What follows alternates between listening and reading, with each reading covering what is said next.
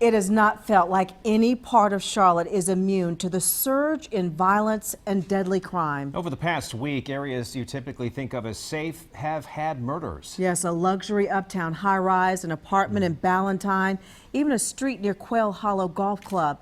The questions that keep coming up: what's going on, what's wrong, and what's the fix to it? Channel 9's Mark Becker is live tonight examining those serious questions. Mark? Yeah, Scott, this is the Sky House Apartments in uptown Charlotte. It's high dollar, high rise, and high security living here. It is the kind of image that Charlotte wants to project, right? But we also learned that murder can happen here, too. It did over the weekend, and now more voices than ever are calling for something to change. We got to take a stand somewhere. We had 95 murders, and, you know, right now this situation is getting worse.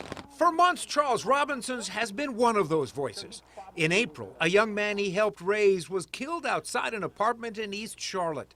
And Saturday morning, a family friend was one of two people killed in that home near South Mecklenburg High School. There's a young man that lost his life that grew up in private school, a good kid. 4 murders now in just the last week in South Charlotte, Ballantyne, and this luxury apartment uptown lay out the grim reality.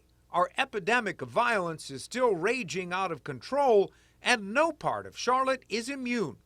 And that's something Bill Powers saw coming early in the year. I think people working within the legal system knew that this was coming. The handwriting was on the wall. As a defense attorney, his might not be the voice you'd expect to hear calling for getting tougher on crime.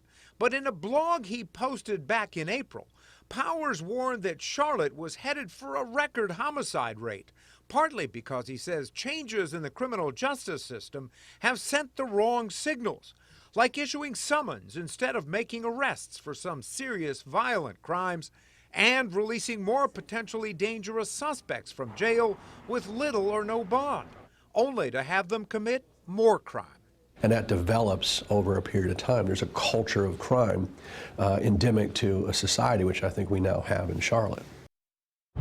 And I asked Powers if he thought that culture of crime would be going away soon. He said no.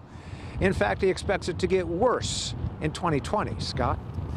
Oh, let's hope he's wrong. But Mark, that is a defense attorney with those harsh words for the system there. Some people blame defense attorneys for what's happening, for people getting back on the streets. How do they answer to that? Yeah, I asked him that very directly, Scott, and he said this, basically: the defense attorneys have to be realistic as well. They have to come to the table, sit down with police, prosecutors, and others in the system and say what's best for this community and those violent criminals who keep getting back out. All right, I'm Mark Becker live tonight. Thanks, Mark.